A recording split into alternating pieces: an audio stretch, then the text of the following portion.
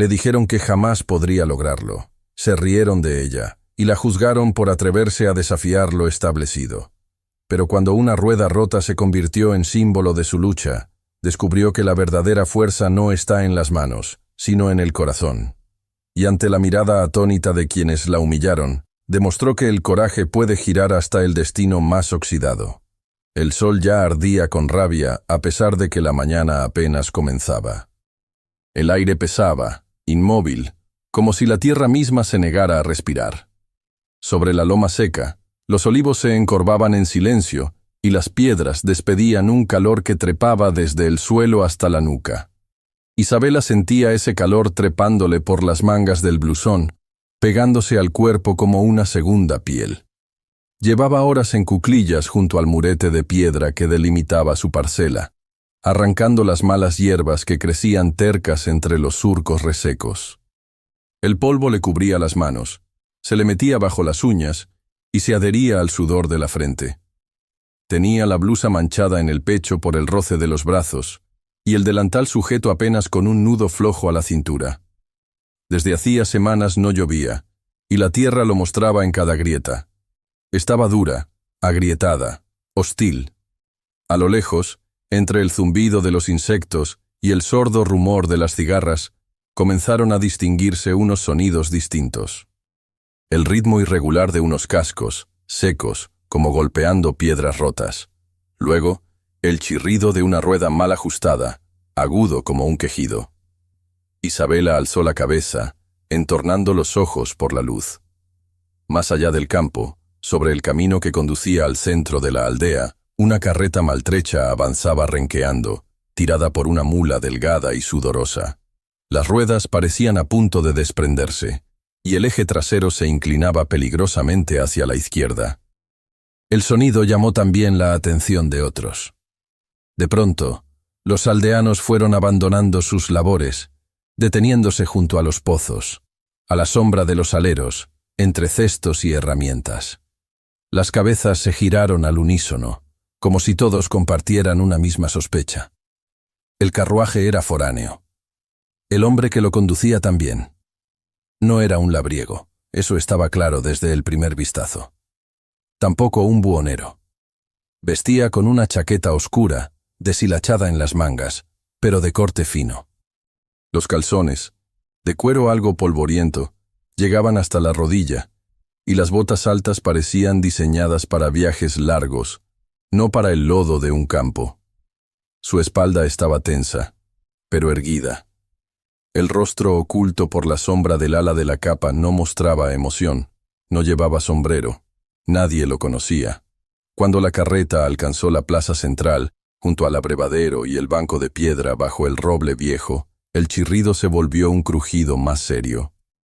La mula se detuvo con un bufido, agitando las orejas. El forastero tiró suavemente de las riendas y se dispuso a bajar. Pero en cuanto apoyó el pie derecho en el borde del estribo, resbaló. Fue un tropiezo silencioso, pero el golpe al caer sonó seco. El polvo se alzó. El hombre intentó incorporarse, pero apenas logró quedar sentado. Apoyó una mano contra el costado y soltó un gruñido apenas audible. El otro pie, al parecer, estaba herido, pues ni siquiera lo apoyaba en el suelo. Los hombres del pueblo, que se habían ido acercando en grupo, se detuvieron a escasa distancia, formando un semicírculo con expresiones de superioridad. Nadie ofreció ayuda. La carreta permanecía inclinada hacia un lado. Una de las ruedas traseras se había soltado.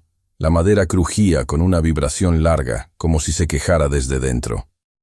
El forastero giró un poco la cabeza, observando el desperfecto, y luego volvió a mirar el suelo, como si evaluara la posibilidad de levantarse sin pedir ayuda. El primero en hablar fue el herrero, un hombre corpulento de barba mal recortada y ojos pequeños. Sonrió con suficiencia y escupió al suelo antes de soltar su veredicto. Eso no se arregla sin herramientas de hombre. Las risas brotaron entre los otros. Uno comentó que la carreta parecía más muerta que la mula. Otro hizo una broma vulgar sobre lo que podría cargar en ella. Las risas aumentaron, pero nadie se acercó. Isabela, Aún junto al murete, observó todo desde la distancia. Se levantó despacio, se sacudió el polvo de las manos sobre el delantal y empezó a caminar hacia la plaza. Sus pasos eran firmes, aunque la falda de lana marrón se enredaba en sus tobillos y el calor le hacía arder la nuca bajo el pañuelo oscuro. Al llegar, se hizo a un lado del grupo, sin decir palabra. No la miraron al principio. Ella se acercó a la rueda caída y se arrodilló con las rodillas sobre el empedrado. Miró la madera astillada, el eje desplazado, los clavos que sobresalían oxidados. Apoyó una mano en la base de la estructura. Notó que el calor del metal le quemaba la piel. Sus dedos, gruesos y curtidos por el trabajo del campo, se movieron con cuidado sobre los bordes. Sabía lo que buscaba. No era la primera vez que veía una rueda rota. Cuando uno de los hombres finalmente notó su presencia, la burla se hizo inmediata. «Anda, que ahora viene la viuda a dar lecciones de carpintería». El resto rió. El herrero chasqueó la lengua. «Nunca vas a poder arreglarlo», dijo, como si pronunciara una verdad absoluta. Ella no contestó. Con el rostro impasible, comenzó a mover la base de la rueda, tanteando el punto donde el eje se había soltado. Había barro seco entre las juntas. La madera estaba partida en diagonal. Habría que desmontar primero el aro y reforzar con cuerda, si es que había. Sabía que no lo permitirían. Pero también sabía que quedarse quieta no cambiaría nada. Así que hundió los dedos más profundo, intentando empujar la pieza central. «¿Y ahora qué? ¿Vas a parir una rueda nueva?», dijo otro riendo. El sudor le bajaba por la sien, pero ella apenas se movía. Respiró hondo, clavó una rodilla en el suelo y apretó los labios. La burla se volvió más alta. Algunos se inclinaban para verla mejor. Pero su mundo, en ese momento, se reducía a la madera astillada, al olor del metal oxidado, al peso de esa estructura enorme que nadie quería levantar. Entonces lo escuchó. Un crujido seco, rápido, como el chasquido de una rama al romperse. Luego otro, y antes de que pudiera apartarse, el eje cedió por completo. La rueda entera se desplomó, deslizándose hacia el costado, y golpeó algo con un golpe sordo. El hombre, que había permanecido sentado a un costado, intentó moverse, demasiado tarde. La rueda cayó sobre su pie herido, atrapándolo entre el borde de la llanta y la piedra. Un grito seco, profundo, cortó el aire. El forastero se desplomó hacia un lado. Su cuerpo cayó pesadamente sobre el suelo caliente, y un temblor sacudió sus hombros. Su rostro se contrajo, los ojos se cerraron con fuerza. Por un instante, no hubo más ruido. Nadie se movió. Nadie dijo nada. La rueda estaba allí, sobre su pie, inmóvil, y todos seguían mirando. Nadie se movió. El silencio que cayó sobre la plaza era espeso, como si el calor hubiera cuajado en el aire. El forastero yacía de lado, el rostro contraído por el dolor, y la rueda seguía presionando su pie con un peso inmisericorde. Los murmullos se habían apagado. Solo se oía la respiración agitada del hombre, un resoplido corto y entrecortado, mientras el sudor le corría por la sien. Isabela fue la primera en reaccionar. Se levantó de golpe, el corazón golpeándole con fuerza el pecho. La falda le enredó las piernas al dar el paso, pero se inclinó sin pensarlo 2 veces y metió ambas manos por debajo del aro. La rueda no cedía fácilmente. Era pesada, más de lo que había calculado.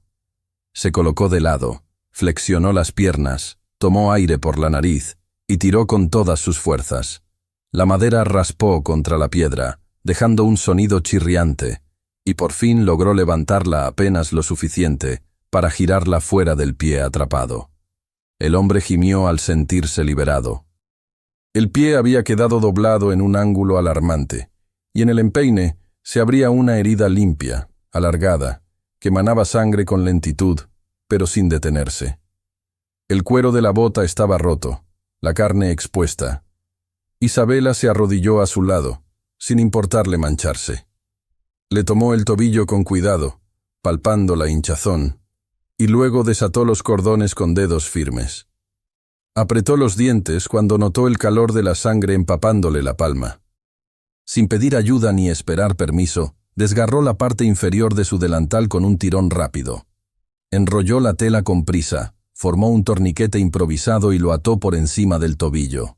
Luego presionó la herida con la parte más limpia del paño, apoyando su peso sobre la pierna contraria para mantener la estabilidad. No parpadeaba, no temblaba. Su concentración era absoluta, como si el mundo alrededor hubiera desaparecido. Pero el mundo seguía ahí, y observaba. Los hombres del pueblo no se acercaron. Permanecieron unos pasos más atrás, formando un cerco de ojos y brazos cruzados. No era miedo lo que los detenía, ni siquiera indiferencia.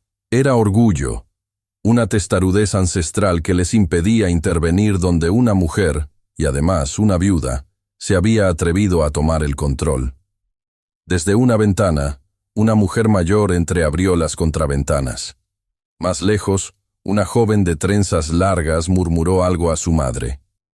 Las figuras comenzaron a multiplicarse, saliendo de las puertas, apareciendo en los umbrales, como atraídas por un presagio. El forastero aún no hablaba. Respiraba con dificultad, y sus ojos, de un color gris difícil de definir, permanecían fijos en el rostro de Isabela. No se quejaba. No emitía sonidos más allá del aliento agitado que subía y bajaba con su pecho. No parecía inconsciente, pero tampoco del todo presente. Era como si el dolor lo mantuviera en un punto exacto entre el mundo y el abismo. Sus labios estaban entreabiertos, secos, y una vena en su cuello latía con fuerza. Isabela lo miró por fin a los ojos. «Va a necesitar agua», murmuró, sin dirigirse a nadie más. Se levantó con esfuerzo.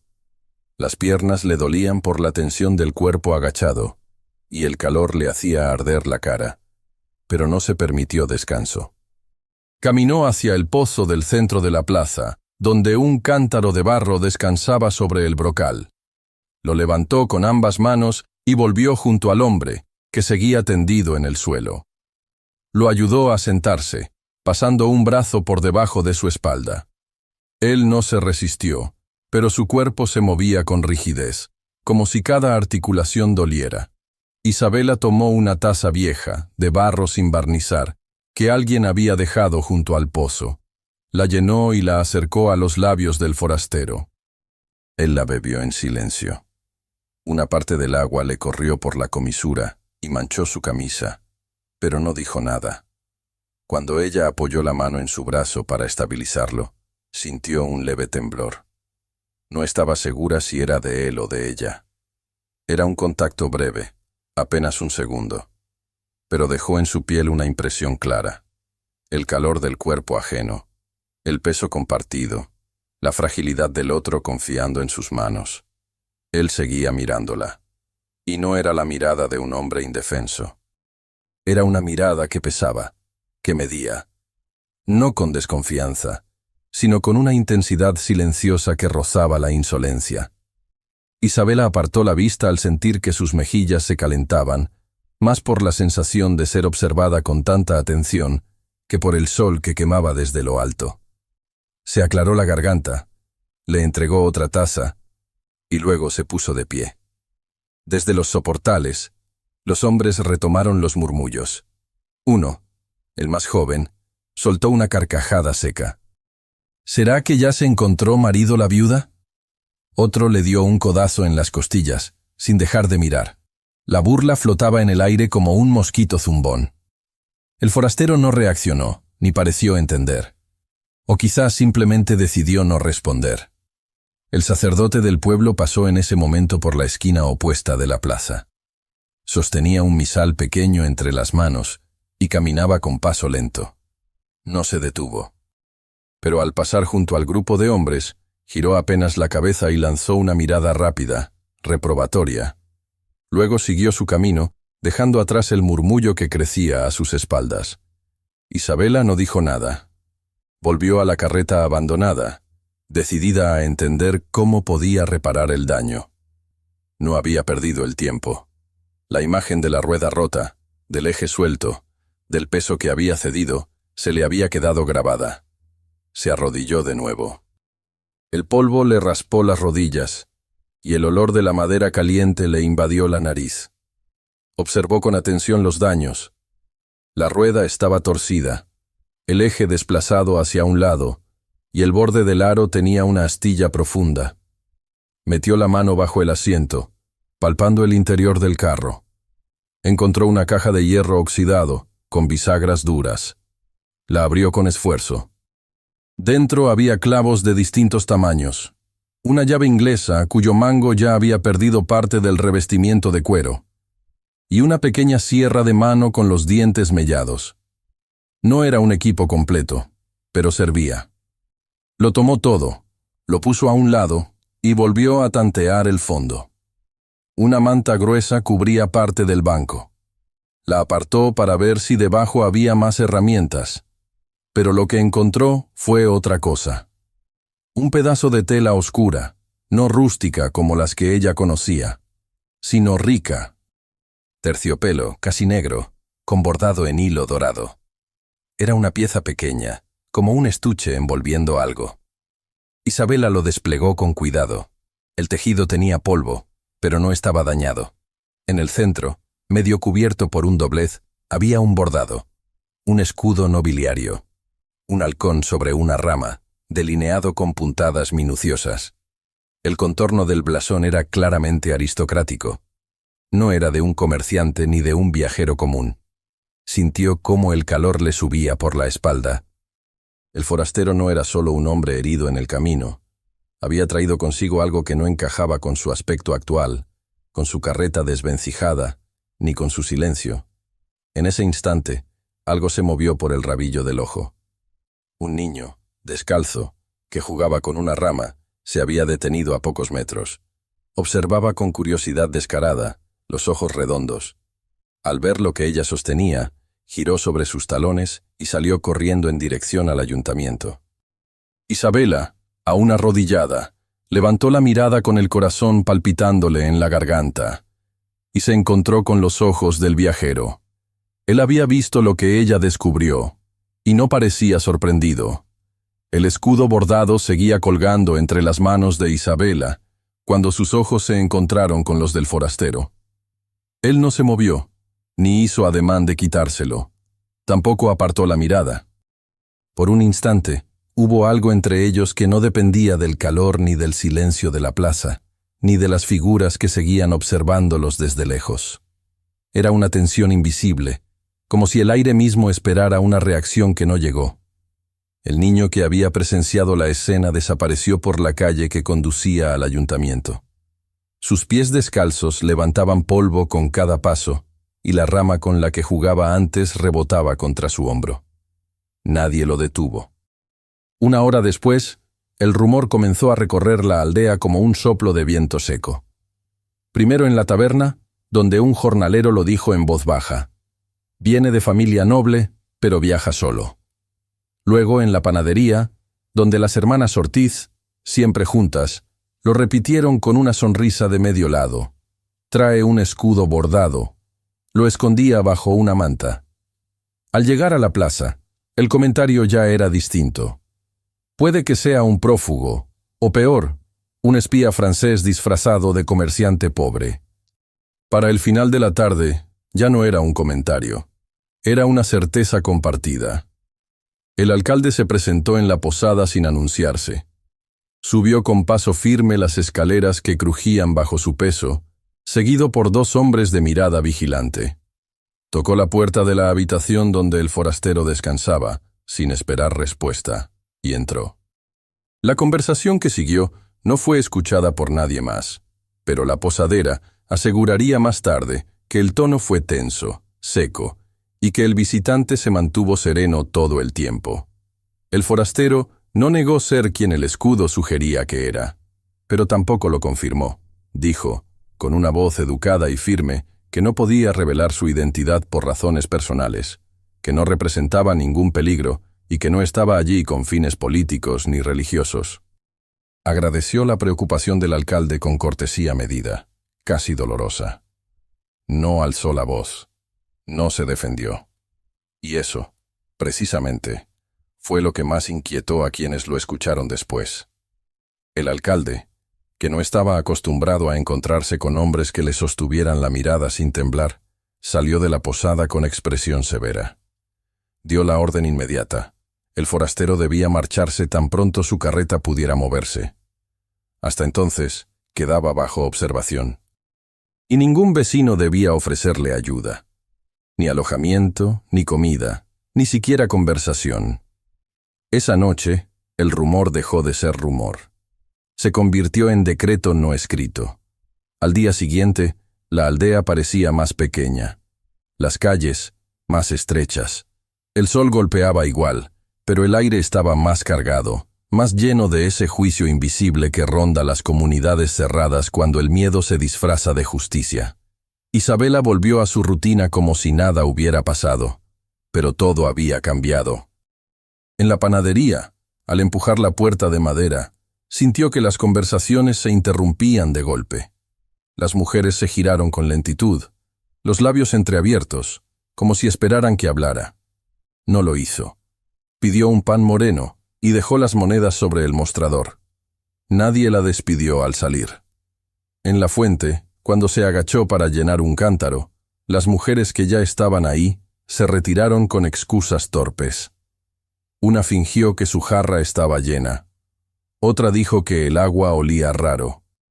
Cuando Isabela saludó, ninguna contestó. Solo los niños se quedaron, a una distancia prudente, mirándola con esos ojos grandes que no sabían todavía cómo juzgar sin repetir lo que escuchaban en casa. Pero incluso ellos bajaron la vista cuando ella los miró de frente.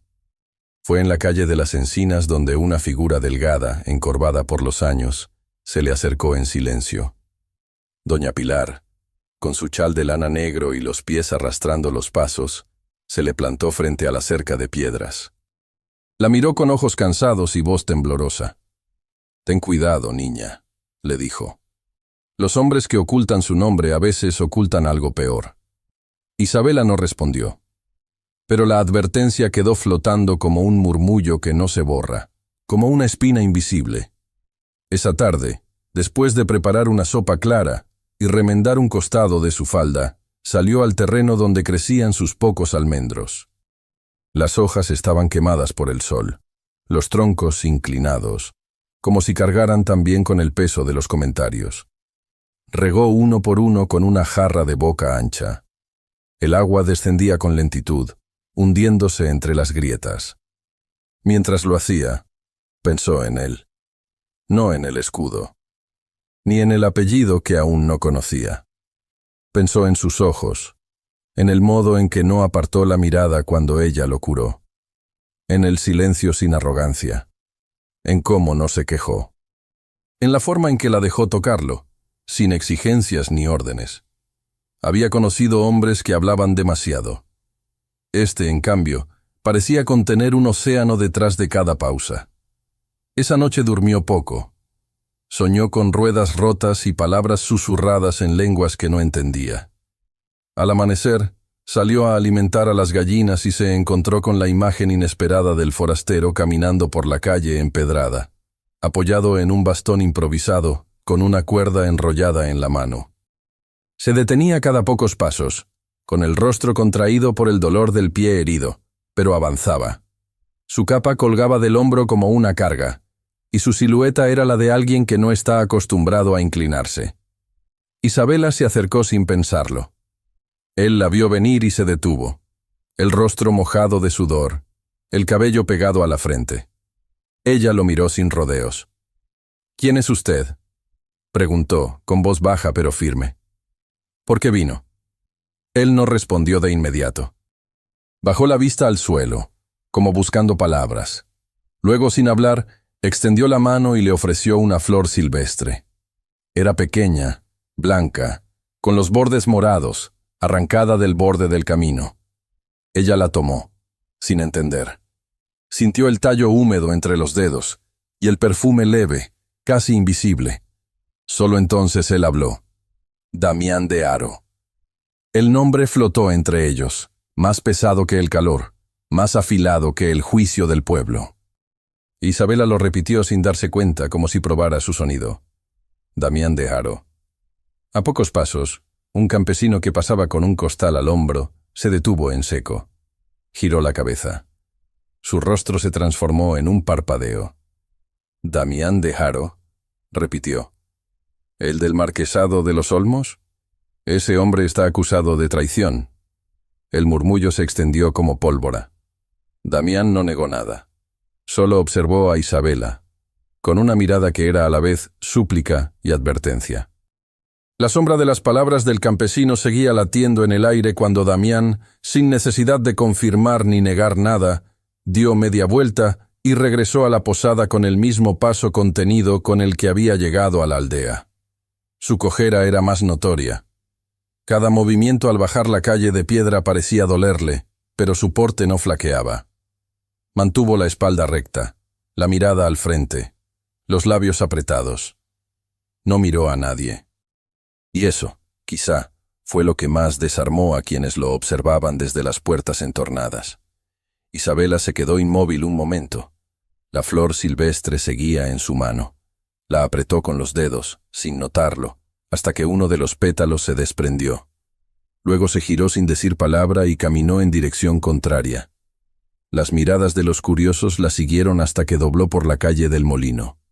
Esa tarde, cuando el sol ya comenzaba a inclinarse hacia el oeste, el alcalde fue hasta la posada. No se tomó la molestia de subir. Pidió a la posadera que lo hiciera bajar, y cuando Damián apareció en la sala común, apoyado en su bastón torcido y con el rostro sudado, el alcalde no le dio oportunidad de hablar. Le comunicó, con voz seca y medida, que debía abandonar la aldea antes del próximo domingo, que era por el bien de todos, que no querían problemas con la corona, ni con las autoridades eclesiásticas, ni con los rumores que podían crecer como hongos tras la lluvia. Damián escuchó en silencio. No protestó, no suplicó.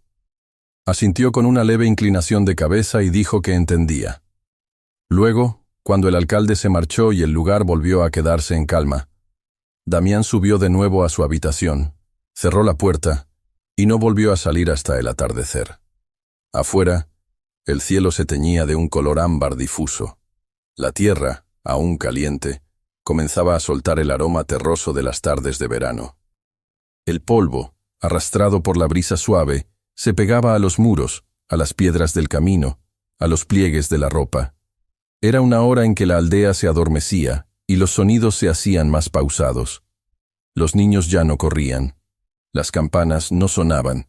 Solo el viento susurraba entre las ramas secas de los olivos. Isabela salió de su casa sin decir a dónde iba. Caminó por las callejuelas con paso constante, sin detenerse. Sabía que no debía buscarlo. Que el alcalde había hablado, que el pueblo observaba, que los murmullos no habían hecho más que crecer. Pero no le importó. Había algo más fuerte que la prudencia latiendo dentro de su pecho. Algo que no sabía nombrar. Encontró a Damián en un banco de piedra, junto al costado de la iglesia. Estaba solo, con el pie vendado de manera torpe, y la flor silvestre aún sobresalía del bolsillo de su chaqueta. Tenía la mirada perdida en algún punto del horizonte, pero la desvió hacia ella en cuanto la escuchó acercarse.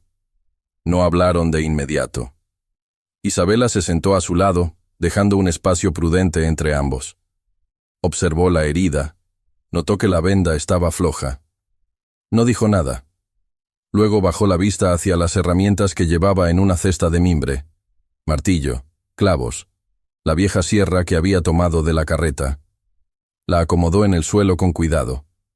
«¿Puedo ayudarte con la rueda?», dijo finalmente, sin mirarlo. Él se quedó en silencio unos segundos. Luego soltó una risa leve, apenas un suspiro que se evaporó con el viento. «No es necesario», respondió. «Me iré el domingo». Ella giró el rostro hacia él, con expresión serena. «Eso no impide que se arregle la rueda». Damián la observó. No discutió. Solo asintió con lentitud, como si cada movimiento le costara, como si la ironía de su situación fuera demasiado evidente para explicarla. «Entonces, adelante». Caminando despacio, Cruzaron la plaza hasta la carreta, que seguía inclinada sobre un costado, igual de rota, igual de abandonada. No había nadie alrededor. Era una de esas horas en que el pueblo se escondía en los patios y los corredores, dejando la plaza desierta, como si supiera que debía darle espacio al polvo y al tiempo. Isabela se arrodilló sin vacilar. Pasó los dedos por la base de la rueda, notando los puntos donde la madera se había partido. Había una grieta longitudinal, oculta al principio, que hacía imposible simplemente clavarla de nuevo en el eje. Iba a necesitar refuerzo. Recordó una rama seca de olivo que había visto detrás del taller del curtidor, la semana anterior. Podría funcionar. Con los clavos y la cuerda, tal vez podrían estabilizarla hasta que pudiera llegar a una herrería de verdad. Damián se agachó con dificultad, sentándose en el suelo con una pierna extendida y la otra doblada. Sujetaba las herramientas cuando ella se las pedía. No hablaba, pero tampoco apartaba la mirada. Sus manos temblaban ligeramente al sostener la madera. No por miedo. Era el temblor de alguien acostumbrado a otras tareas, otros mundos, donde las manos se usaban más para escribir o dar órdenes que para empuñar un martillo. El trabajo era lento. Las herramientas estaban desgastadas y la sierra apenas mordía la madera. El calor del día seguía presente en las piedras, subiendo por las rodillas hasta los brazos. Isabela tenía la blusa manchada de tierra, de grasa, de sudor. Cada vez que se agachaba, su cabello se soltaba un poco más del pañuelo. Algunos mechones oscuros le caían sobre el cuello. Damián los miraba sin disimulo. Ella trabajaba en silencio. Se movía con la concentración de alguien que entendía la importancia de cada gesto. Su respiración era pausada, sus manos firmes. No dudaba. Usó la cuerda para fijar la rama de olivo contra la base de la rueda. Luego clavó con precisión 2 clavos en diagonal, creando un soporte cruzado. Era una solución rústica, temporal, pero efectiva. Él seguía observándola. No como se observa a una curiosidad, sino como se observa algo que no se comprende del todo y que, sin embargo, despierta una admiración involuntaria. Había algo en la manera en que Isabela apretaba los labios al concentrarse, en cómo fruncía el ceño cuando el clavo se resistía, en cómo se limpiaba la frente con el dorso de la mano sin quejarse. Por un momento, la plaza desapareció. No hubo murmullos, ni órdenes del alcalde, ni reputaciones manchadas, solo el sonido del metal golpeando la madera, del polvo levantándose con la brisa, del sol bajando poco a poco detrás del campanario. Cuando ella intentó insertar el eje reforzado en su lugar, notó que no encajaba del todo. Lo giró, empujó con el pie, pero la rueda se resistía. Se agachó más, apoyando el peso del cuerpo en una pierna. El sudor le bajaba por la espalda. Damián le ofreció la cuerda para hacer presión desde el otro lado. Y entonces sucedió. Al pasarle la cuerda, sus dedos se tocaron. No fue un contacto accidental, de esos que se olvidan. Fue un roce intencionado, aunque ninguno de los dos lo hubiera planeado. Sus manos se quedaron así, quietas, por un segundo que pareció más largo de lo que en realidad fue. El calor de la piel del otro, la aspereza de los dedos, el temblor leve. Nada pasó desapercibido. Isabela lo miró, sorprendida, no por el gesto, sino por lo que despertó en su pecho. Y Damián la miró también, como si la viera por primera vez, como si no fuera una mujer del campo, sino algo más. Algo que lo sostenía en ese instante, algo que le daba la razón para no levantarse y marcharse. Sus ojos grises tenían una suavidad extraña, como si detrás del juicio, del cansancio y de las heridas, existiera aún un refugio donde no se había rendido del todo. Pero ese instante se quebró con la aparición de una sombra, una figura alta, delgada, con los brazos cruzados y una expresión que helaba el aire. Estaba de pie en la entrada de la plaza, justo donde la luz del atardecer formaba un halo rojo detrás de los tejados. Era Juan Garrido. Sus ojos pasaron de la rueda a las manos entrelazadas, y luego al rostro de Isabela. Su boca se curvó en una mueca fría. Habló sin levantar la voz, pero cada palabra cayó como una piedra. Así que ahora haces de carpintera y cortesana, y no estaba solo. Las palabras de Juan Garrido cayeron con la precisión de una pedrada. No levantó la voz. No necesitó hacerlo. Su tono tenía ese filo que corta sin esfuerzo, y su mueca, más que una sonrisa, era un gesto retorcido por el desprecio. Isabela no respondió. El contacto con la mano de Damián se deshizo en el instante en que la voz de Garrido llenó el espacio entre ellos.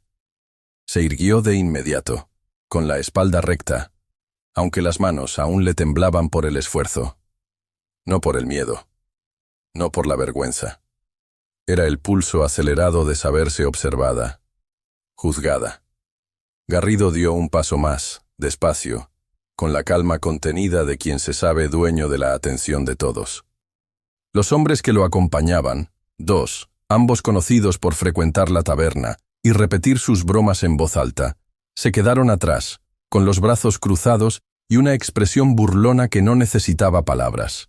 Uno de ellos escupió al suelo. El otro lanzó una mirada larga a Isabela, luego a Damián y finalmente a la rueda recién reparada. Las ventanas comenzaron a abrirse como si una corriente invisible recorriera la aldea. Persianas entreabiertas, cortinas que se movían con manos temerosas, ojos asomándose desde el resguardo de la sombra. Mujeres, niños, ancianos.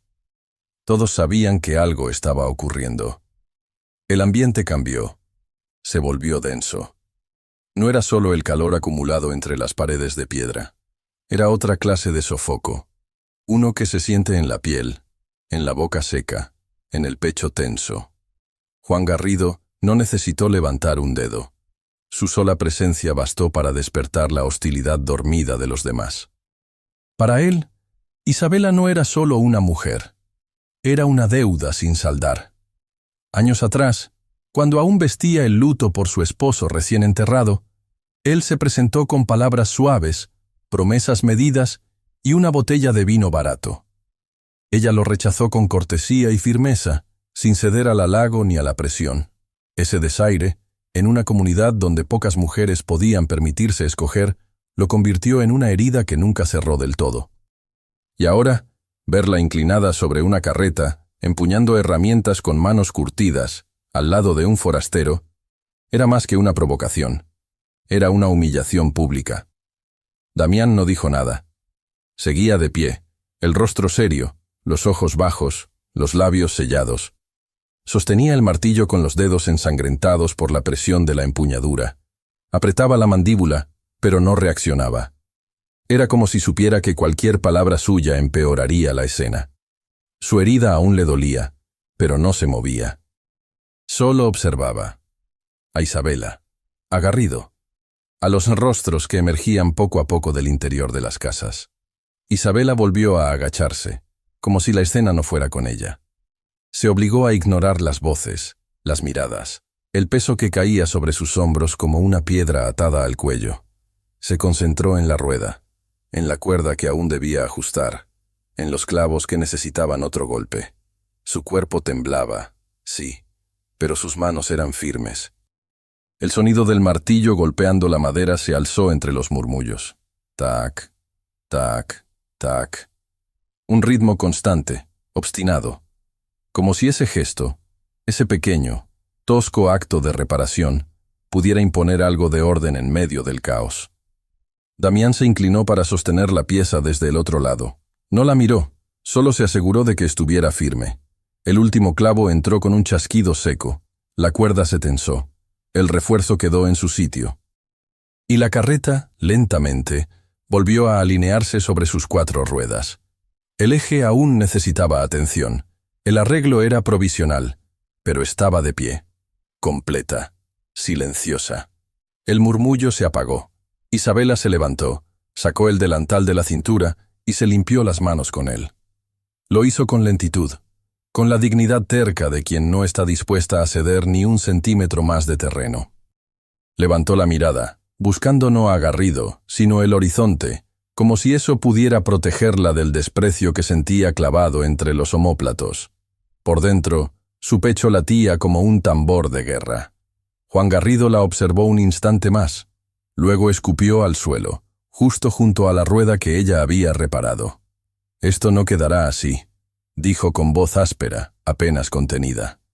«Ni para ti, ni para él». Se dio media vuelta y se marchó, con los otros dos hombres siguiéndolo. Las ventanas volvieron a cerrarse, despacio, como si nadie hubiera mirado. La plaza quedó en silencio, rota solo por el sonido de las sandalias de Garrido alejándose sobre la piedra. Esa noche, la posadera llamó a Damián aparte, mientras fregaba los platos con una expresión tensa. Le informó que no podía seguir hospedándolo, que el ambiente se había vuelto tenso, que tenía hijos, que no podía permitirse la sospecha ni el peligro. No lo echaba con palabras bruscas, pero lo echaba. Él asintió con la cabeza, sin discutir. Subió las escaleras, recogió lo poco que tenía y salió al anochecer, la capa colgando de un hombro, la flor silvestre aún marchita en su bolsillo. Isabela lo esperó en la esquina. No dijo una palabra, solo le hizo un gesto con la cabeza. Lo llevó por el camino que salía del pueblo, bordeando los campos oscuros, hasta su casa. Una vivienda sencilla de adobe, de una sola planta, con un techo de tejas inclinadas y un patio trasero lleno de silencios. Al entrar, encendió la lámpara de aceite. El fuego dibujó sombras sobre las paredes blancas. Había un banco de madera junto al fogón, una mesa pequeña, un catre en un rincón. El hogar de una mujer sola, de una mujer que no esperaba compañía. Damián se sentó sin preguntar. Respiraba con dificultad, pero sus ojos estaban serenos. Por primera vez desde que lo conocía, Isabela lo vio verdaderamente cansado. El acto no necesitó ser explicado. Lo que había hecho, llevarlo consigo, abrirle la puerta, era, en ese pueblo, un gesto definitivo. Un grito silencioso en contra de lo que dictaban los hombres, los rumores, la costumbre. No era caridad, era elección. Esa madrugada, cuando el cielo apenas comenzaba a aclararse y el rocío se pegaba a las tejas, alguien tocó a la puerta. No fue un golpe, fue un clavo, largo, oxidado, que vibró en la madera al ser martillado. Isabela se levantó descalza, salió al umbral y encontró la nota. Papel grueso, tinta negra, letras grandes. Zorra impura, te haremos pagar. Debajo, clavada con el mismo clavo, una flor seca. La arrancó sin leerla otra vez y entró. Cerró la puerta con firmeza. Y entonces, lo vio. Damián estaba de pie junto al fuego, sosteniendo un papel que había encontrado entre sus cosas. Una carta sin abrir, dirigida a ella. Damián estaba de pie junto al fuego, con el rostro parcialmente iluminado por el vaivén tembloroso de la llama. Sostenía un papel entre los dedos, uno que parecía fuera de lugar en medio de ese hogar austero, como una pieza suelta en un rompecabezas olvidado. La hoja, doblada en tercios y aún sellada con un cordel fino, tenía los bordes amarillentos y frágiles, como si hubiera sobrevivido al paso de muchas estaciones. El nombre de Isabela estaba escrito a mano, con una caligrafía firme pero impaciente. Era una carta sin abrir. Ella cerró la puerta tras de sí con firmeza, la nota clavada en la madera aún resonando en su interior como un eco áspero. La flor seca, envuelta en esa amenaza, no había sido la peor parte. Lo peor era la familiaridad de esa crueldad, el modo en que esa violencia silenciosa se encarnaba en papel, tinta y clavos viejos. Cuando vio lo que Damián tenía en las manos, frunció el ceño. La encontré en ese cajón, mientras buscaba leña, explicó él, sin acercarse demasiado. Estaba allí, olvidada, creo. Isabela bajó la mirada. Asintió lentamente. Luego cruzó el espacio hasta el banco de madera y se sentó con las manos sobre el regazo. Me la dio un muchacho poco antes de que él muriera, dijo en voz baja, sin nombrar a su esposo. Me pidió que la leyera, pero yo no sé. Damián asintió. Su gesto fue respetuoso, contenido. No hizo preguntas, no se sorprendió.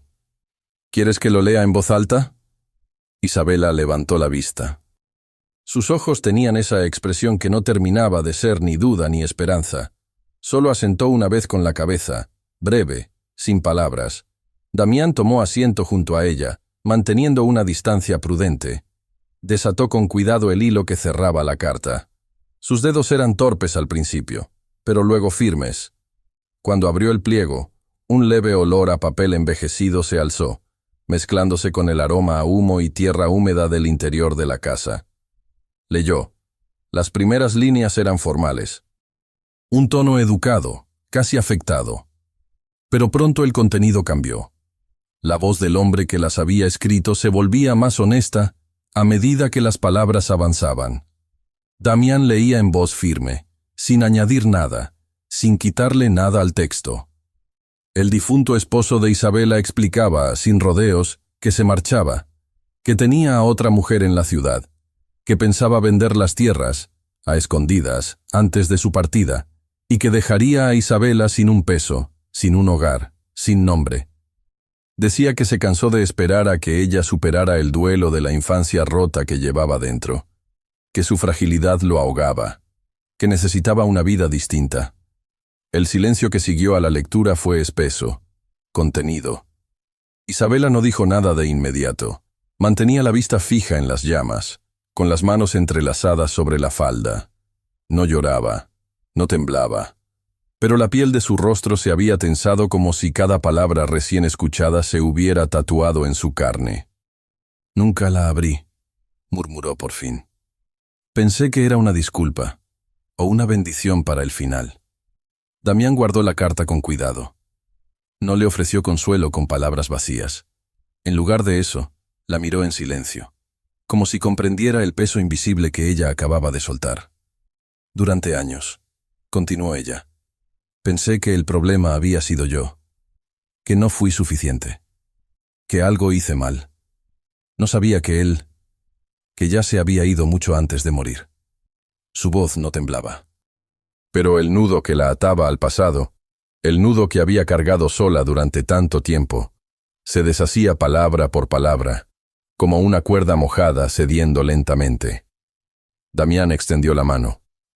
No para tocarla, solo para dejarla sobre la mesa, abierta. Isabela no la tomó, pero tampoco la ignoró. La vio. Y por primera vez en mucho tiempo, no se sintió sola en su vergüenza. «Yo también fui traicionado», dijo él, después de un largo momento, «por alguien que llevaba mi sangre».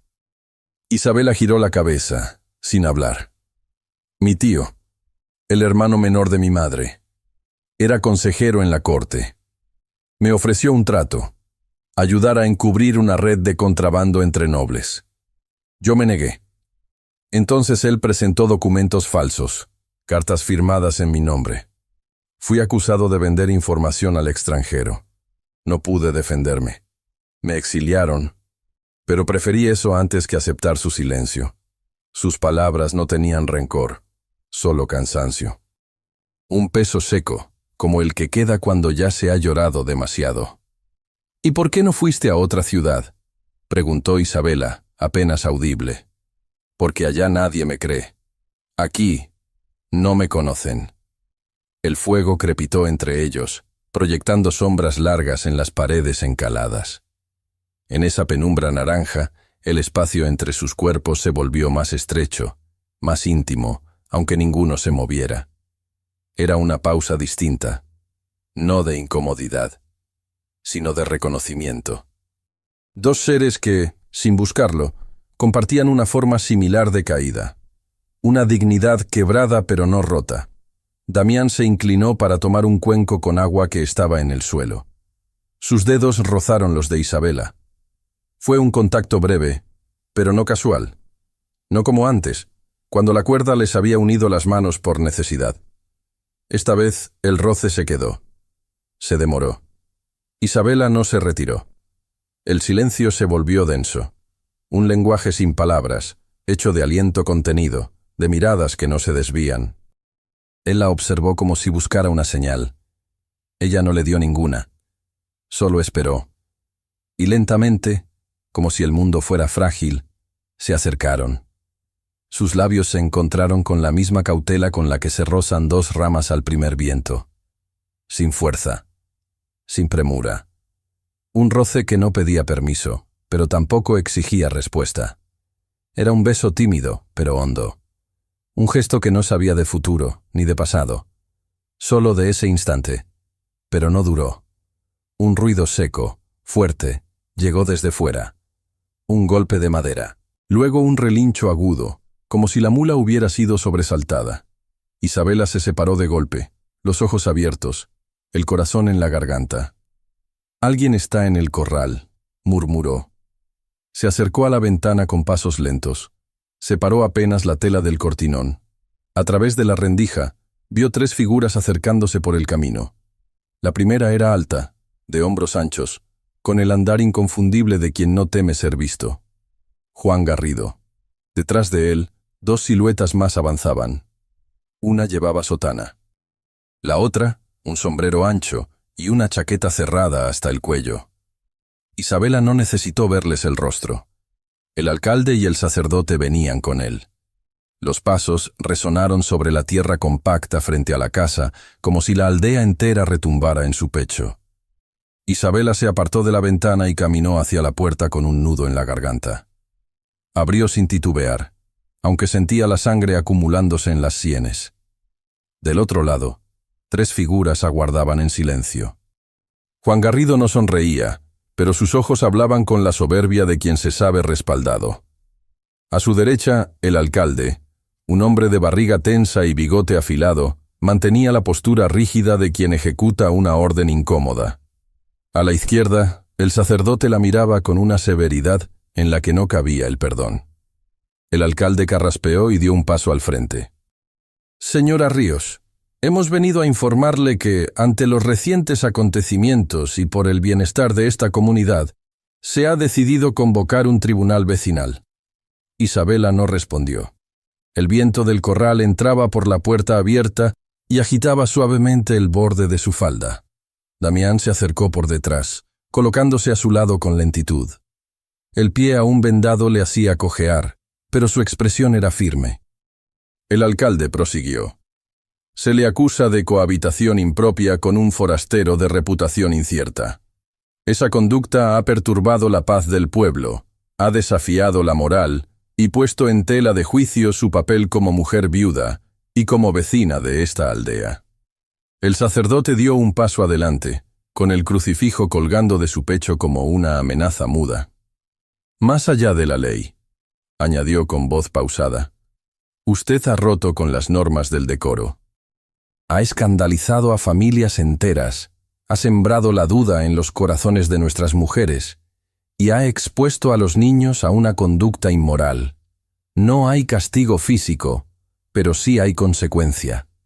En este pueblo aún tenemos honra». Damián hizo ademán de hablar. Abrió la boca, pero antes de emitir palabra, el alcalde alzó la mano con brusquedad. «Usted no está en posición de defenderla. Es usted quien ha traído el desorden. Le recomendamos guardar silencio». El forastero apretó los labios, humillado por la impotencia. Isabela, que había permanecido quieta, cruzó los brazos sin agachar la cabeza. «¿Y cuándo se llevará a cabo esa pantomima?», preguntó con voz baja, sin temblor. «Mañana», dijo el alcalde. «A mediodía, en la plaza. El pueblo tiene derecho a saber quién camina entre ellos con doble rostro». Sin decir más, los tres hombres se dieron la vuelta. Garrido fue el último en retirarse. Antes de girar, se permitió una última mirada a Damián, cargada de rencor. Luego, desapareció tras los muros encalados de la calle principal. Isabela cerró la puerta con firmeza. Por dentro, sentía una mezcla ardiente de rabia y resignación. Damián no la tocó, pero su proximidad era un refugio. Esa noche, la aldea se llenó de voces. Como una olla que hierve sin tapa, las calles empedradas soltaron rumores en todas direcciones. En la taberna, los hombres se pasaban vasos de vino barato, mientras debatían sobre lo que debía hacerse con esa viuda. En los umbrales, las mujeres hablaban en voz baja, algunas con tono condenatorio, otras con una leve chispa de envidia apenas disfrazada. Los niños, contagiados por las miradas y los susurros de sus padres, empezaron a evitar el camino que pasaba frente a la casa de Isabela. El nombre de ella, antes dicho con respeto o lástima, ahora era pronunciado con repulsión o con burla. Dentro de su hogar, Isabela escuchaba el silencio con más claridad que el ruido. Sentía las paredes angostas, como si se encogieran. Damián, sentado en el mismo banco de madera, se inclinó hacia ella. «Podemos irnos esta noche», dijo con tono firme. «No vale la pena seguir aquí. Te llevaré a otro lugar, donde nadie sepa nada. Podemos empezar otra vez». Ella lo miró de frente. Sus ojos no temblaban. «Esta es mi casa, mi tierra. No he hecho nada malo, y no voy a huir como si lo hubiera hecho». Damián bajó la vista. Sus labios se apretaron en una línea silenciosa. La admiración se le escapaba por cada poro. No insistió. Con la mañana siguiente, el calor volvió a caer como una losa sobre los tejados. Pero ni el clima, ni las amenazas, ni los murmullos detuvieron a Isabela.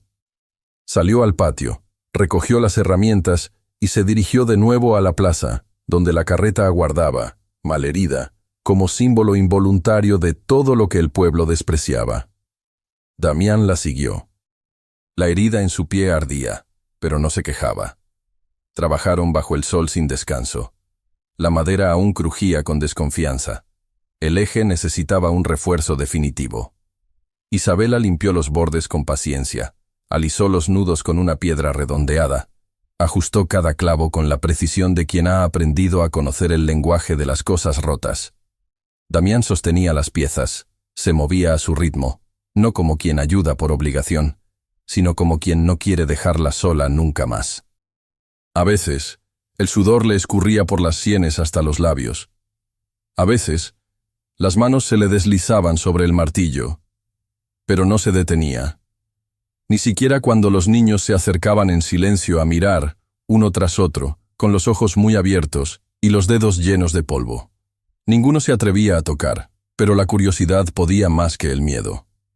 «¿Está rota?», preguntó una niña bajita, sin esperar respuesta.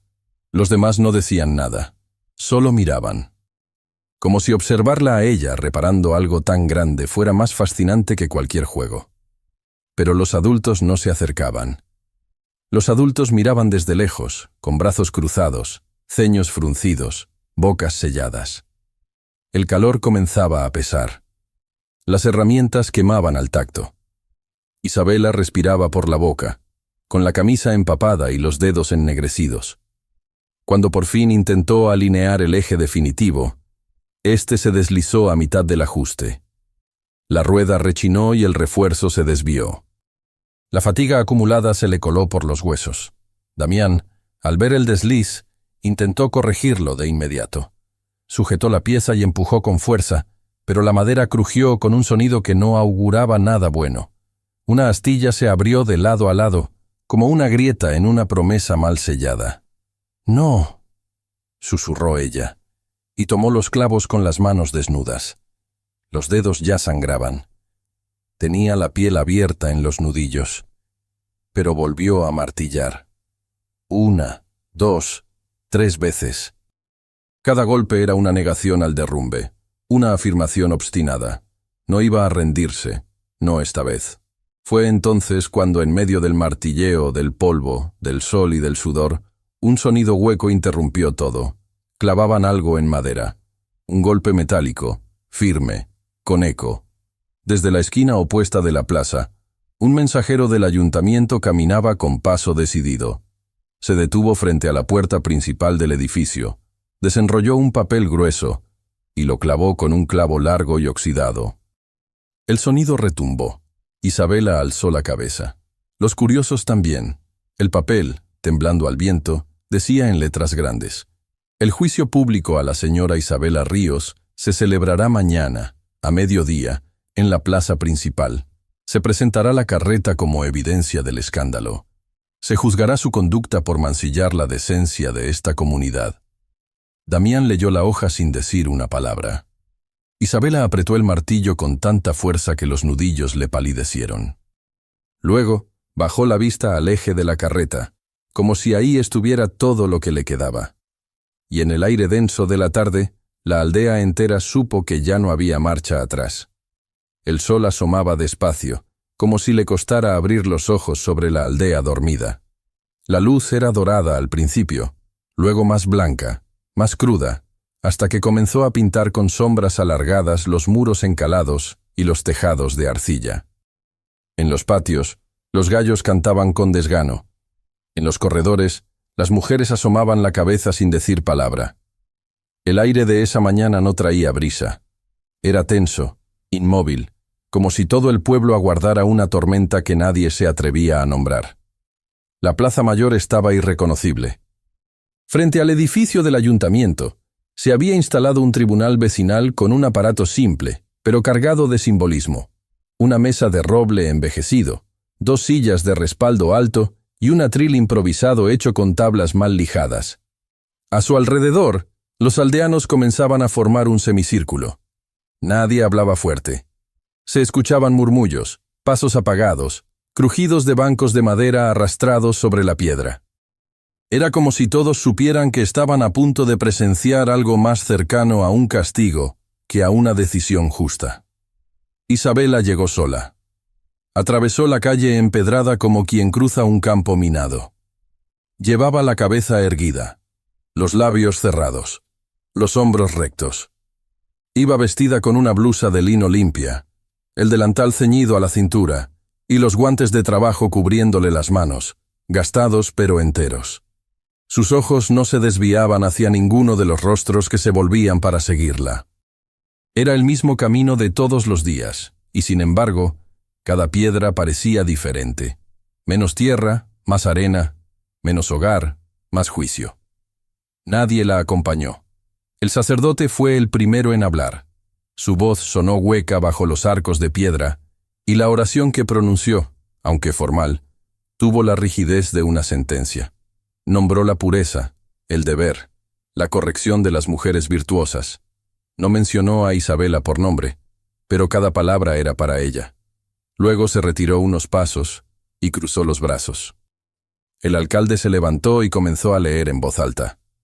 Su tono era seco, oficial. Enumeró las acusaciones sin mirar a los lados. Escándalo público, desobediencia a la autoridad moral, colaboración con un forastero de nombre Manchado. Habló de la noche en que Damián durmió en su casa, del desprecio a las advertencias, del mensaje encontrado en su puerta. Mencionó incluso la carreta, como si su reparación fuera un símbolo de rebeldía más que de necesidad. El murmullo entre la gente se volvió más denso. Había cabezas que asentían, cejas que se alzaban, labios que se torcían con desdén. Algunos hombres observaban con la impaciencia del que espera que todo termine para regresar a su rutina. Otras mujeres, envueltas en mantones oscuros, se sujetaban los bordes del rebozo con las uñas, en un silencio tenso y profundo. Fue entonces cuando Damián apareció. Nadie lo había visto acercarse, pero de pronto estaba ahí, en el borde de la multitud, apoyado en un bastón improvisado. Llevaba puesta la misma chaqueta descolorida de días antes. Cojeaba. Su pie seguía vendado, pero su postura era firme, los ojos grises, fijos en el alcalde. «Pido permiso para hablar», dijo, con la voz más clara de lo que su cuerpo permitía aparentar. El alcalde lo miró con desagrado. No necesitó consultar a nadie. «Se le niega la palabra», dijo sin moverse. «Usted no es de aquí. Su opinión no tiene peso». Damián no insistió. Bajó la vista por un instante y luego buscó a Isabela entre la multitud.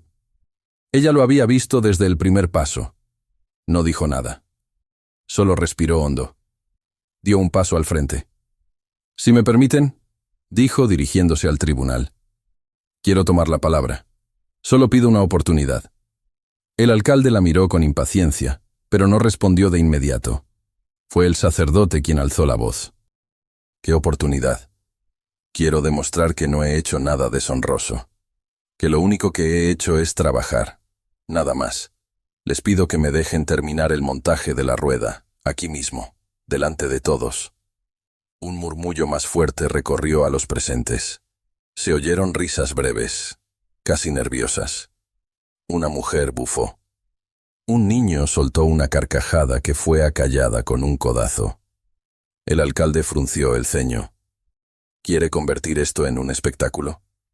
No, dijo Isabela sin alterar la voz. Quiero que vean con sus propios ojos lo que los hombres de este pueblo no quisieron hacer. Que lo escuchen, que lo comprendan. No estoy pidiendo perdón. Estoy pidiendo que dejen de mentirse. El silencio que siguió fue como una exhalación retenida. El sacerdote movió la cabeza con lentitud, como si el gesto le costara. Sea, dijo el alcalde al fin. Tiene usted ese derecho, aunque no cambie el veredicto. Damián no se movió, pero los músculos de su cuello se tensaron. Entre varios hombres, empujaron la carreta hasta el centro de la plaza. El eje seguía mal ajustado. La madera crujía a cada movimiento. Las ruedas estaban cubiertas de polvo, pero una de ellas, la que Isabela había restaurado, se mantenía firme, sólida. La otra, la más dañada, aún pedía el golpe final. Isabela se arrodilló sin ceremonias. El suelo estaba caliente. Las piedras le punzaban las rodillas a través de la falda, pero no emitió ni un suspiro. Se quitó los guantes, los dobló con cuidado y los colocó a un lado. Luego examinó el eje. Tomó el martillo. Su mano tembló un poco al alzarlo, pero su mirada no vaciló.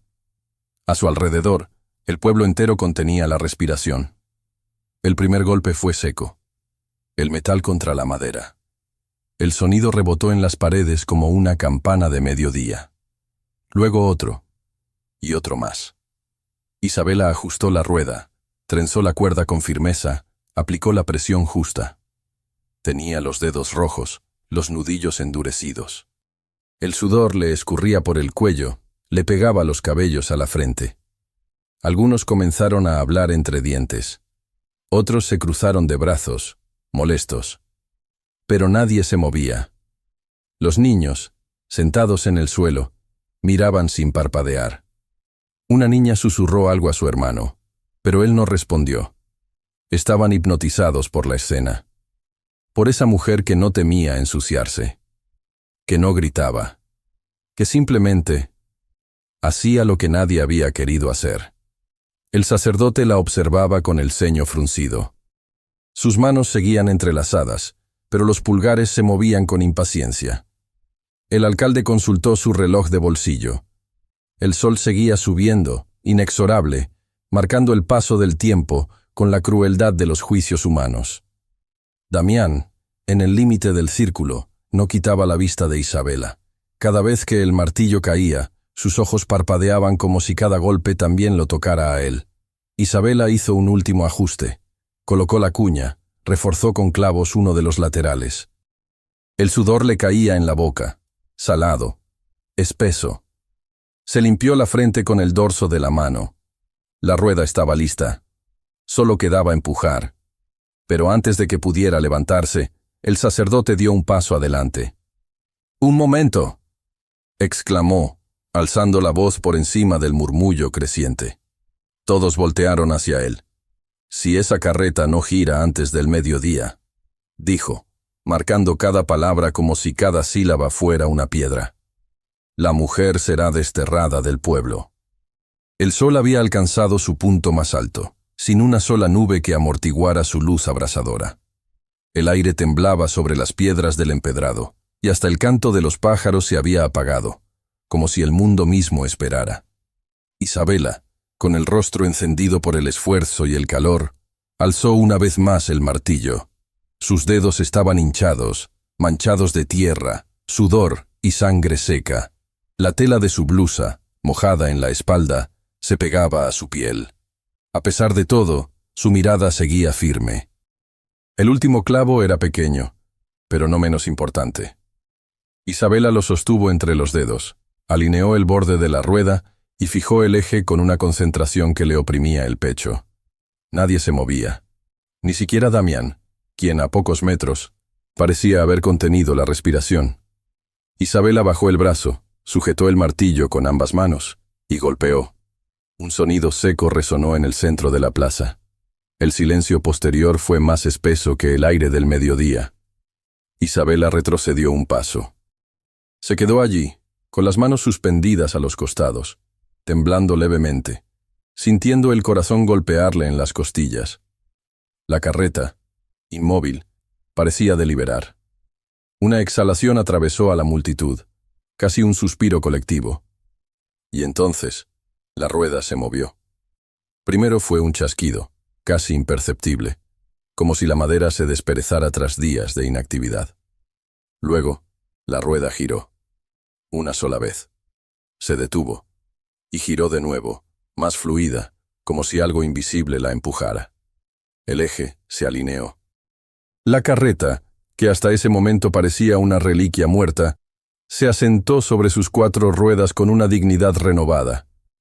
Un murmullo atravesó la plaza. Algunas mujeres se taparon la boca. Un par de niños aplaudieron, sin entender por qué sus madres los hicieron callar. Un hombre carraspeó. Otro se quitó el sombrero. Nadie habló. Isabela se incorporó con lentitud. Le dolían las rodillas, la espalda, las muñecas.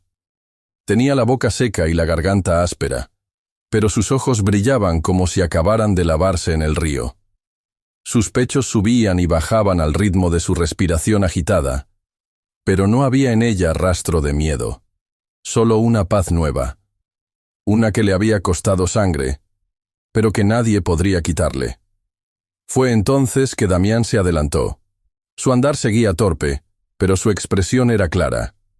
Se detuvo frente al atril improvisado del tribunal y, sin pedir permiso, habló. «Mi nombre es Damián de Haro», dijo con voz firme, profunda. «Antiguo heredero del marquesado de los Olmos». Un murmullo de incredulidad recorrió el semicírculo. El sacerdote bajó la mirada. El alcalde tragó saliva y enderezó la espalda, incómodo. «Las acusaciones en mi contra», continuó Damián, «fueron producto de una disputa familiar. Me negué a formar parte de los acuerdos oscuros que contaminaban la administración de mi padre. Preferí retirarme, perder el título y no manchar mis manos. No vine aquí a buscar venganza. Solo necesitaba un lugar donde mi nombre no valiera más que mis actos». Hubo un silencio prolongado. Nadie lo interrumpió. Nadie lo contradijo. Tal vez porque, por primera vez, todos entendieron que lo que tenían frente a ellos no era un fugitivo, sino un hombre que había elegido la verdad por encima del poder. Isabela no lo miraba. No aún. Mantenía los ojos en el suelo, como si necesitara unos segundos para que su corazón alcanzara a comprender lo que sus oídos ya sabían. El sacerdote se movió, inquieto. Quiso hablar, pero se detuvo. No tenía palabras. El alcalde, incómodo, murmuró algo entre dientes.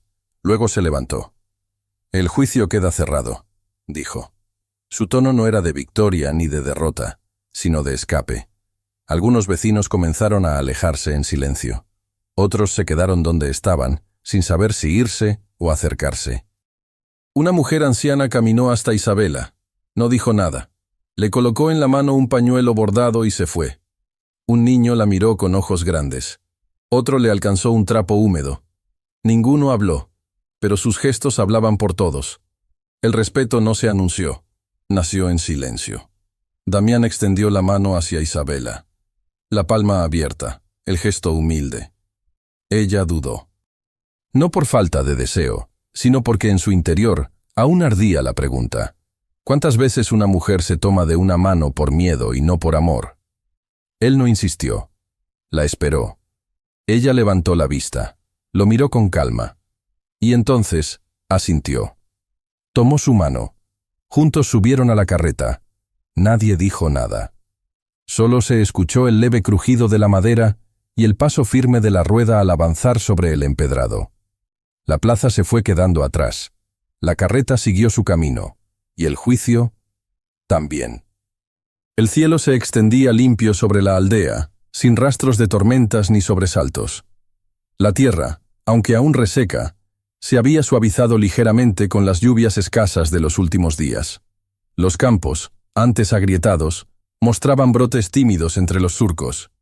El aire olía a polvo, a leña quemada y a pan recién horneado, y en la plaza, los niños volvían a correr como si nada hubiera sucedido. Pero en el murmullo constante de las conversaciones cotidianas, algo era diferente. No en las palabras, sino en las pausas, en las miradas, en las formas nuevas del respeto. Habían pasado semanas desde el juicio, y la vida había retomado su curso. Las campanas de la iglesia volvían a marcar las horas, el mercado abría al amanecer con el mismo bullicio de siempre, y los rebaños cruzaban las calles bajo el grito de los pastores. Pero los ojos que antes evitaban a Isabela, ahora se encontraban con los suyos, y no con burla, sino con una mezcla de cautela y admiración. Nadie le pidió disculpas. Nadie habló en voz alta de lo ocurrido, pero ya no la llamaban por detrás. Y cuando caminaba por el empedrado con el cabello recogido y la espalda recta, los hombres bajaban la voz y las mujeres se apartaban con un leve gesto de reconocimiento. Isabela había vuelto a su hogar con la misma dignidad con la que siempre había vivido, pero ya no estaba sola. Damián seguía ahí. No dormía en la posada, ni vagaba por los caminos como un extraño sin rumbo. Se había quedado en la casa pequeña, donde los almendros resistían con terquedad el paso de los días. No ocupaba la cabecera de la mesa, ni tomaba decisiones por ella. Su presencia no era la de un hombre que impone, sino la de uno que comparte. A las mañanas, barría el patio y recogía ramas secas. Al mediodía, ayudaba a enderezar cercas, afilar herramientas o sembrar semillas. En las tardes, se sentaba con los niños en la sombra, enseñándoles a leer las letras grabadas en un libro viejo que había traído consigo. Sus movimientos eran lentos aún, por la herida del pie, pero su voz era clara. Y los niños lo escuchaban con una atención que ni el cura había logrado nunca despertar. Isabela lo miraba sin decir mucho. No hacían falta muchas palabras. En su hogar, el silencio era parte del lenguaje. Él le pasaba los clavos cuando reparaba una bisagra. Ella le alcanzaba agua cuando él se detenía a tallar madera. En las noches compartían el fuego y el cansancio. A veces una sonrisa. A veces una pregunta breve. Y aunque dormían en cuartos distintos, había entre ellos una cercanía tan profunda como la raíz de los olivos. La casa se había convertido en algo más que un refugio. Primero, una vecina vino con la excusa de que su cubo tenía una fuga. Luego otra, con la tapa de un arcón suelta. Después, una tercera, con un candado atascado. Al principio, llegaban con reparos. Murmuraban. Se quedaban poco. Pero a los pocos días, comenzaron a traer también pan, frutas, cartas viejas. Las niñas venían con ellas, y se quedaban viendo cómo Isabela trabajaba con sus manos endurecidas, cómo sujetaba las herramientas sin dudar. Una le preguntó si podía intentarlo. Otra le pidió que le enseñara a tallar un mango para cuchillo. Isabela no alzó la voz.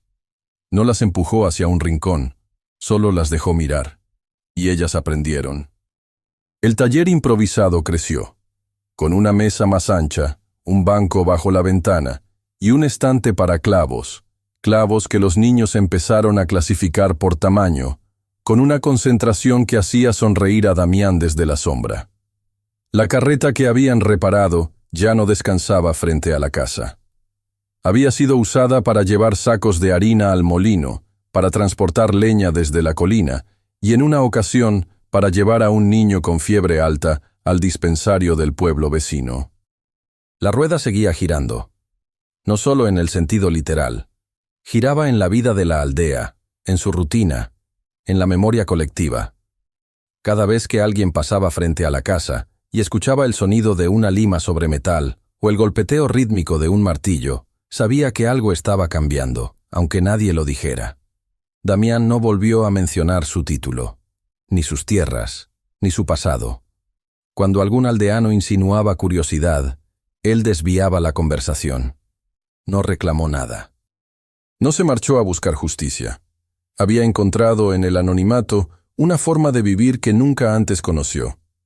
En la tierra que ensuciaba sus botas, en los surcos que dibujaban sus manos, en la voz pausada de Isabela cuando le decía qué planta debía regarse ese día. Ella, por su parte, había aprendido a ver en él a un hombre, no a un nombre. Un compañero, no una carga. No lo necesitaba, pero lo elegía, cada día. Una tarde, mientras la luz descendía por las colinas y las sombras alargadas se deslizaban por la tierra, Damián apareció en la entrada del patio con algo entre las manos. Isabela estaba sentada bajo el olivo, remendando una bolsa de tela. Él se acercó sin decir nada, se agachó junto a ella y le tendió lo que había estado tallando durante días. Una pequeña rueda de madera, perfectamente lisa, con radios finos y un borde pulido con paciencia. En su centro había grabado una palabra diminuta, casi invisible: inicio.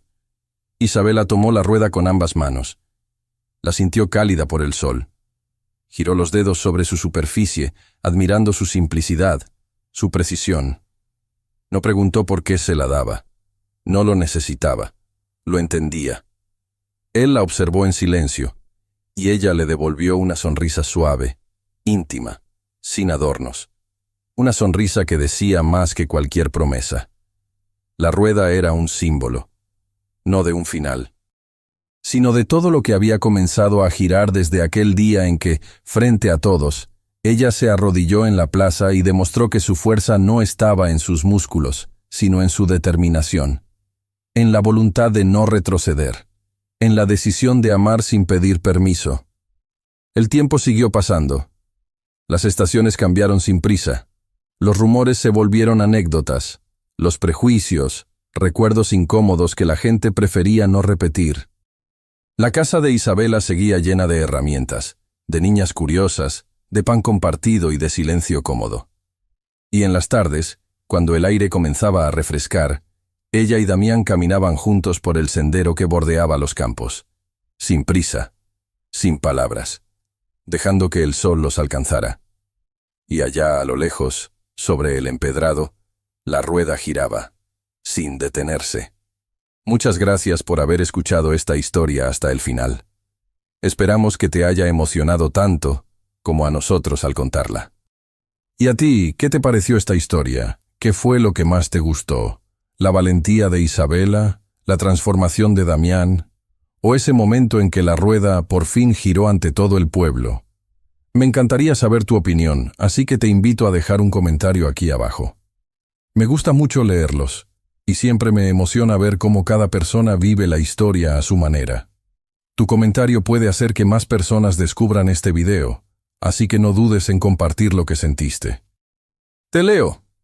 Déjanos un comentario contándonos desde dónde nos escuchas y qué fue lo que más te gustó. Califica esta historia del 0 al 10. ¿Qué nota le pones? Si disfrutaste esta historia, no olvides suscribirte al canal y dejar un like como muestra de apoyo. Eso nos motiva mucho a seguir creando y compartiendo más historias llenas de emociones y aprendizajes. Y antes de despedirnos, queremos recordarte que en la pantalla final aparecerá una recomendación de otra historia emocionante y encantadora. Si quieres disfrutarla, solo haz clic en el video. Muchas gracias nuevamente por estar aquí y nos vemos en la próxima historia.